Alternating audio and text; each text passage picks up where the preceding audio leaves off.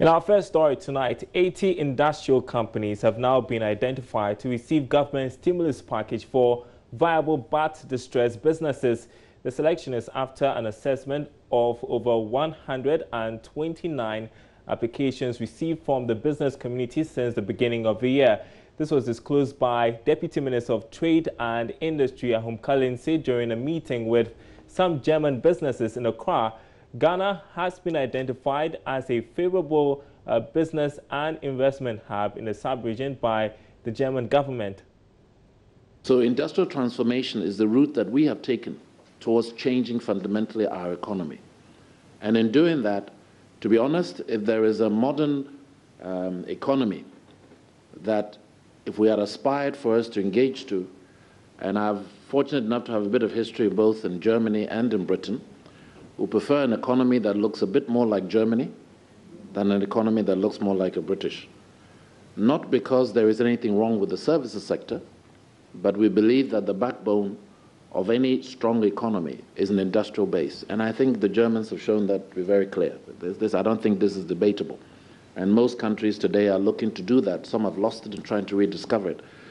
So we want to make sure we get that. So every ministry, department, agency of government, whatever program we are following links back to the job creation through the industrial transformation. Some of it may not, the tenants may not come out very clearly, but is directly linked to that. So free education is to make sure we have the very critical, most important asset to any industry, which is people, part of that process. And I will talk a little bit about that. So within the Ministry of Trade and Industry, we have a 10-point agenda. I know there's one that has come to people's minds, but I will take a little bit of time just to explain the main tenets of that. Just one second, Yofi. I'm just going to, I've not quite gone through that, so that we're fine. On the introduction, it's fine. We have a 10-point agenda in what we're doing, and I'm going to try and pick those that I think are very relevant to German businesses. But I was very interested to hear, Professor Grosser, you mentioned that, I think you said in 80% of the countries you operate, you have a manufacturing. And we would like that 80% to include Ghana at the core of it. Because our interest, very simply, is we want manufacturing. Manufacturing, as a percentage of our GDP, is less than 5%. That's just nowhere near where we want to be. And we have a target to getting it to 33% by 2022. Now, that is a very ambitious target, but we believe that target is achievable, and we're doing everything we can to get to that. Let me give you some of the tenets within trade industry, where we're doing 10 aspects. The first one is the one district, one factory, and I'll come back to that a little later in the presentation, which I think has caught a lot of interest, but I'll come back to that.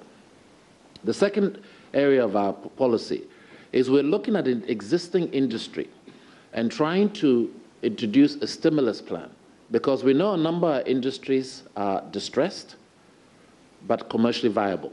And so as we seek to bring in new industries, we must make sure that we don't let those that have withstood the test of time fall apart. So we have a stimulus package. We have identified up to 80 industrial companies that we look to support. So I'm happy to have questions later in more detail. So that's number 2. Number 3 is what we term our strategic anchor industry. And this is an area that I believe offers huge opportunity for German manufacturing to engage in. All right, so you had Deputy Minister of Trade, Ahum Kalinse, moving on, Executive Vice President and Head of West Africa for Goldfields, Alfred Bako, has assured that affected workers of Goldfields Company, as a result of this business evaluation process, will be heavily compensated. At a press conference, he noted about 15% of the workforce at the Takwa mines may be affected due to the decision by the company to move its business operation from ownership mining to contractor mining. Speaking with journalists at the company's premises in Accra, he debunked claims that about 1,000 staff will be laid off. My colleague Ebenezer Sabate has been following the development, joins me in the studio with more. Ebenezer, tell us more about this development. What is Goldfields doing that requires that it has to, change the way in which it operates?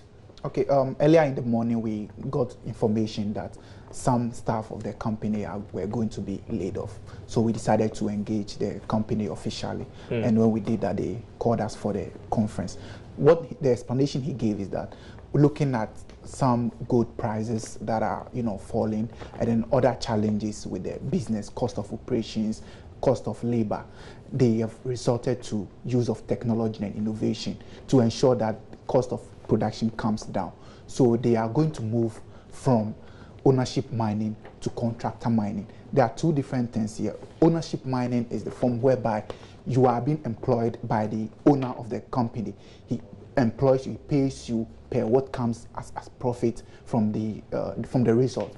Whereby contractor mining is whereby you give the operations to a contractor, and the contractor employs the people. So because of the challenges with the gold prices and cost of production, that's why they have to resort to contractor mining, whereby they will give the operations of the company to a contractor, and the contractor will seek for or look for its workers or its staff.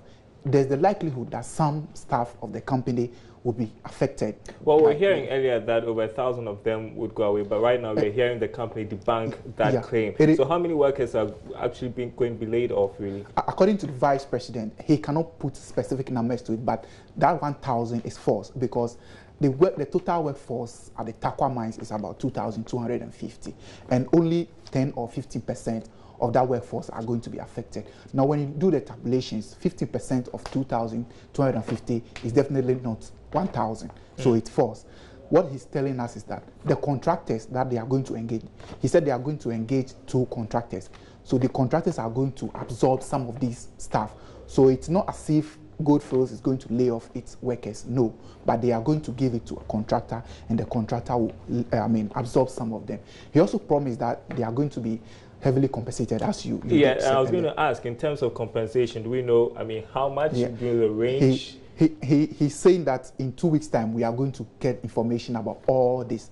But currently, they've engaged the union, and everyone that will be affected as a result of this process is going to be compensated heavily, and therefore there's no cause for alarm. I think we can hear him explaining some of the reasons why they have to do this to us earlier on in the day. We are looking seriously into technology, where we may be evaluating how can we employ technology to run this business in automation form. And if you're going in that space, what does that mean? It will affect the business model. So we looked at the business currently as we have it, and we realized that, in fact, we need to actually change the business model. We haven't actually finalized the evaluation yet, but there are merits in doing that. Why? Because, one, we can see that considering the huge capital outlay that you need with your mining fleet, that is actually coming at us.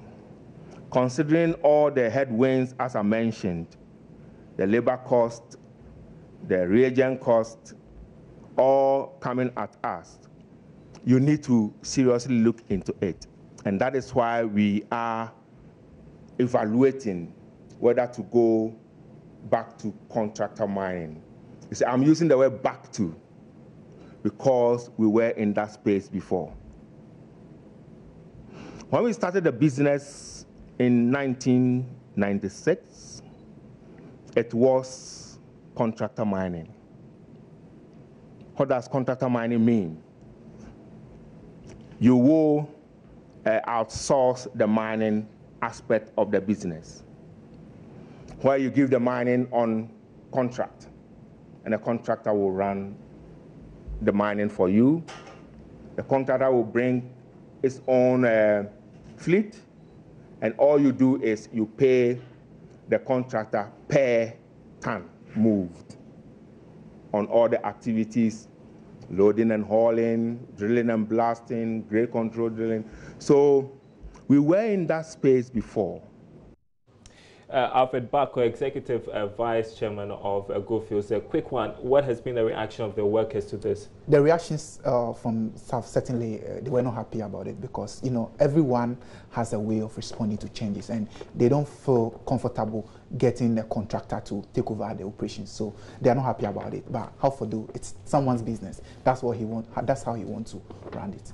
All right, Ibniza Sabute there with those details for us. Let's move on now. And UN Resident Coordinator here in Ghana, Christine Evans-Clark, has called on government to involve private businesses in their quest to achieve the Sustainable Development Goals agenda. This, according to her, is key in the commitment to attaining the goals as partners in development to enhance living conditions of people in the country. She was speaking with Joy Business at the high-level Africa Roundtable discussion on SDGs, themed mobilizing and accelerating the implementation of SDGs, organized by the SDG Advisory Unit of the Office of the President.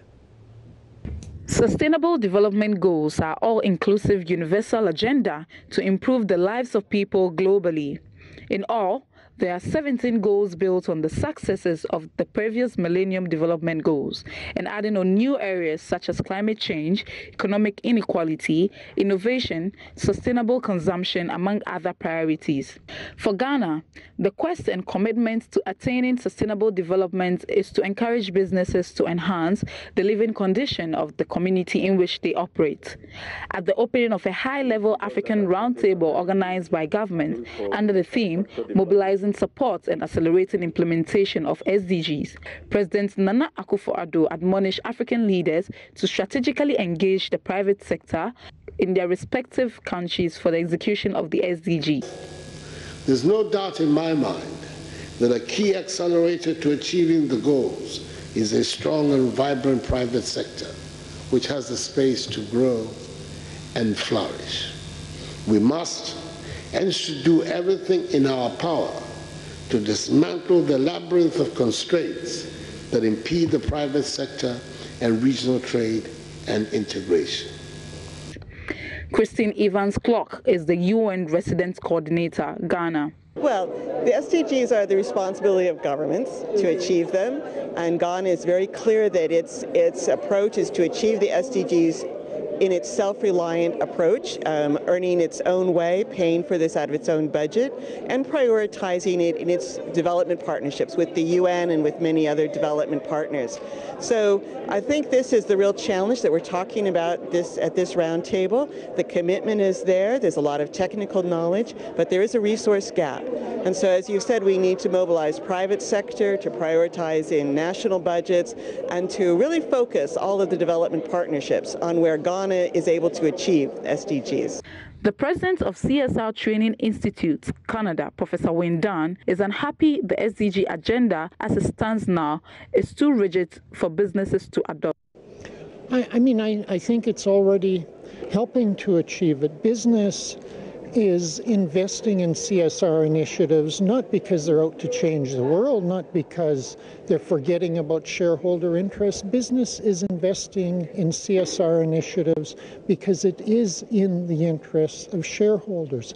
A more prosperous society is in the interest of business shareholders. A better educated society is in the interests of business shareholders.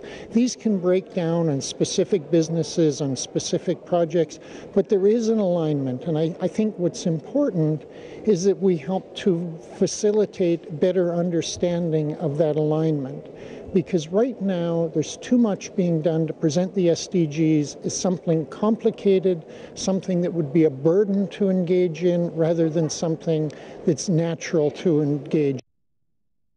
In other news tonight, the Ghana Revenue Authority should move in and carry out tax audits of all the oil exploration firms in the country. That's a recommendation coming from the Public Interest and Accountability Committee, PIAC. This concern was contained in the committee's half-year report on oil revenue management sent to Joy Business. George Riafe has more. According to PIAC, this call has been influenced by concerns with tax payments by some of these operators on the country's oil fields. The committee is also pushing for more collaboration with the Ghana Revenue Authority to ensure that surface rentals due the state are accurately assessed and invoiced properly.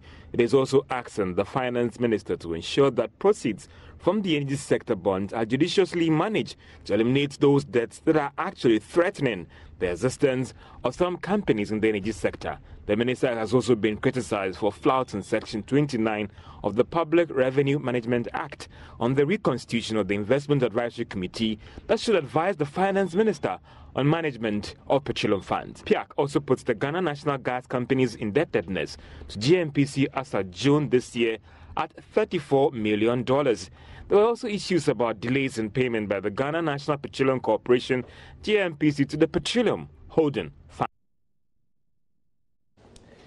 In other news tonight, the LPG Marketers Association of Ghana is calling on government to define its new role in the supply chain of a new liquefied petroleum gas distribution model when the policy is rolled out next year. The association has therefore given government up to the 13th of December, that's tomorrow, to address its concerns. Karen Dodu has more. The decision by government to introduce the new cylinder recirculation policy of LPG distribution nationwide continues to cause some agitation among LPG gas marketers. Last week, there were some reports making rounds that LPG Marketers Association had intentions to embark on strike should government fail to heed to their demands by Wednesday, the 13th of December this year. Per the newly introduced model, all gas cylinders will be filled by cylinder bottling plants for onward delivery to retailers. However, Public Relations Officer of the association, Mr. Bernardo Redu, says as much as the marketers laud government's decision to implement this policy, the Energy Ministry needs to come clear on their role within the value chain. Once we are market players, if government is going to roll out a policy which initially we were against, but now we've shifted our position, we should have a clear cut, a defined role for us, so that it won't be as if we would have to go wrestle for places and spaces out there with other people. We should just be picked and put straight somewhere along the distribution chain or the value chain. This is not in the policy as we have it. Bernardo Redo is also advocating the concurrent running of the already existing model of LPG distribution and the new recirculation model for Ghanaians to make their own choice. Government says cylinder recirculation is best. We believe that our system, our current module, we as an association believe that our current module is the best if it is improved upon in terms of the safety. Okay, what about the descending Ghanaian in the middle? Why don't you give the Ghanaian the opportunity to experience the two? After a series of gas explosions in some parts of the country, including the capital, with the recent one being the atomic filling station explosion, governments thought it wise to come up with a policy to help forestall any of such occurrences. Now, the recirculating policy is a policy that intends to bottle gas before distributing to the users. Now, meaning that what you see behind me is all going to cease in some months to come, because people will not be able to bring their empty cylinders to stations to be refilled, but rather would bring their empty cylinders to be swapped for already filled ones. Consumers, on the other hand, have met government's intentions with mixed reactions. Some have applauded the idea, while others have raised concerns over safety precautions. Some drivers like me have to bring our cars to the station. What then will happen to us?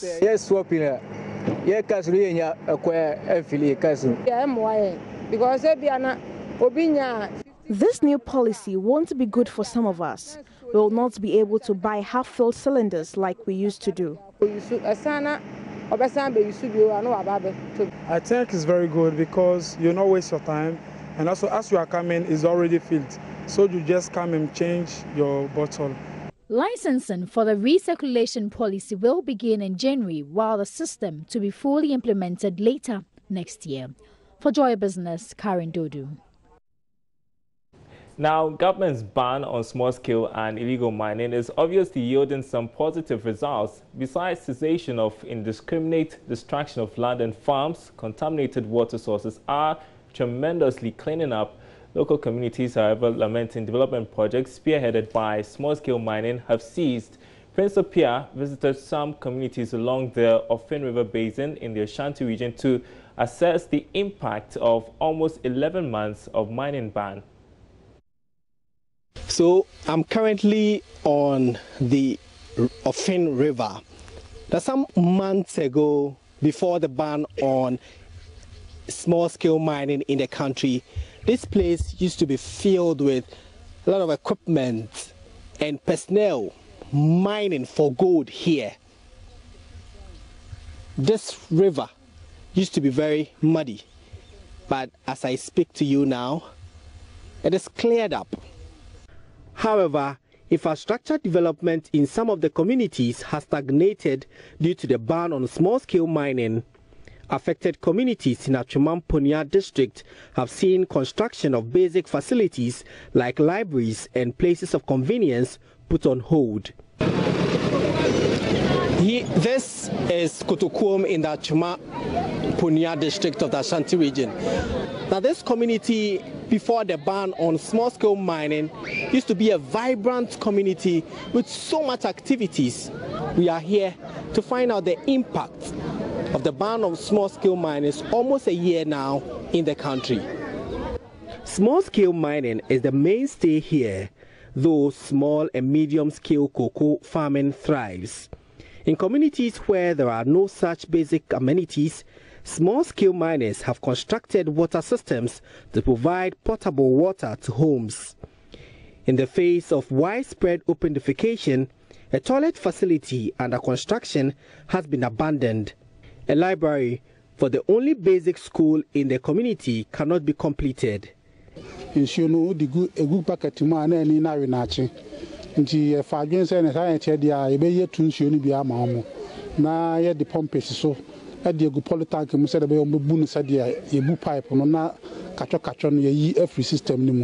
miner, Pakwesi, as he is popularly called, has had to sell almost all his property because his business has been inactive close to a year. Pakwesi's company is one of many providing basic amenities for people of Kotokuom. I didn't know what filling station. Send the pair damn doors, no bush for be nipa damn be qua. Until one and say accident, Maconia accident. I may see a bia bruku, see at least in meton, let me try me who can be this is a 4 billion. This is a 4 billion. 4 billion. Adding. Say, this is an idea, Juma. And they see a banner basia, only credit. Best I start mining because you meet ton for Lebua, a day be a 300 million, 400 million, CCI 250 million. And to me, to first start scanning a day, and for your sneaker, Naman Trans in some EBD. CCI may always be some EBD, this year, next year, by January, and Jumadia, away, never to copy via quota. The ban also means other ancillary service providers like excavator operators have been rendered jobless. Isaka Seidu owns an excavator rental company whose major customers are small-scale miners. We have laid off about more than 300 workers. Just imagine, one machine is taking about 5 people. So 5 times, about 60 machines. Yeah. It's almost 300, or 300, if my math is correct. Before you come to these mechanics, we have about 30 mechanics, including with the welders and the electricians also, and drivers. In actual fact, nobody wants to buy excavator during this period. Most of the people thought the business had collapsed, so nobody. Prince Apia reporting. Moving on now to our interview of the day, and the Ghana Standards Authority says it expects a verdict from the presidency within the next 2 weeks on which institution is authorized to certify gold for export. The Standards Authority has disagreed with the Precious Minerals Marketing Company Limited on which of the 2 institutions has the mandate to do the certification.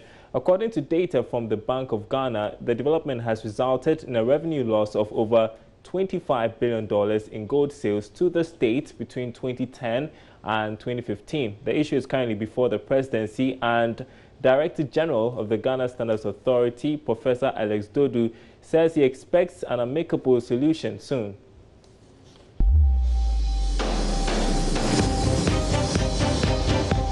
I want to hope that we would really resolve it. The PMC does not certify. It can test gold, but the certification process is more complex.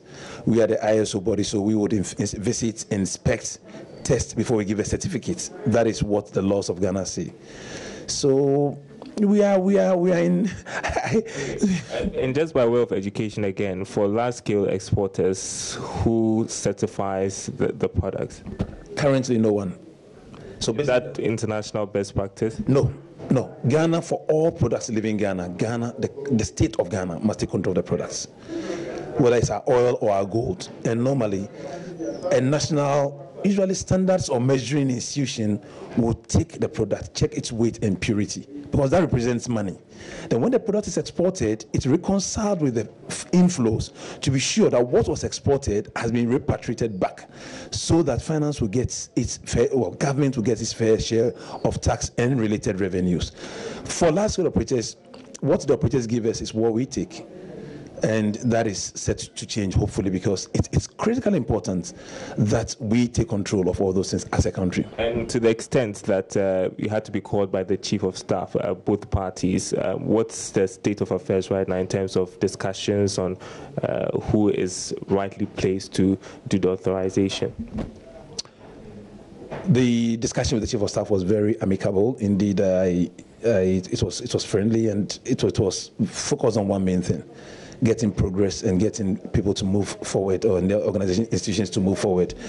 It's still an ongoing discussion. Parliament was also involved. So.